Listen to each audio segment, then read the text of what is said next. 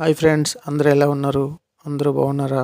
అందరూ బాగుండాలి, అందులోనే ఉండాలి. ఈరోజు మనం చూస్తున్నది సేంద్రియ ఎరువులు తయారు చేసే మిషన్. ఇది మా కిచెన్లో వేస్ట్ వెజిటబుల్ ఏమైనా ఉంటే తీసుకొచ్చి సేంద్రియ ఎరువులు తయారు చేయడానికి ఈ మిషన్ అరేంజ్ చేశారన్నమాట. ఇది మాకు రోజుకి 200 కేజీలు ఇందులో వేస్తే 80-70 కిలోల దాకా బయటకు వస్తుంది. 70-80 ఇందులో మ్యాక్సిమం వర్క్ చేసి ఉంటుంది. ఇప్పుడు ఇది ఆల్రెడీ రెడీ అవుతుంది. ఇది రేపటికి ఇది ఇప్పుడు వెజిటేబుల్ కట్ చేసే మిషన్. ఇది చిన్న చిన్న పీసుల కింద కట్ చేసిన తర్వాత అవతల దాంట్లోకి వేసి కెమికల్ వేసిన తర్వాత రెడీ అవుతుంది. అది ఇవి చిన్న బ్లేడ్ చూస్తారు లోపల ఎంత ఉందో, ఇదంతా వెజిటేబుల్ కట్ అవుతుంది అన్నమాట.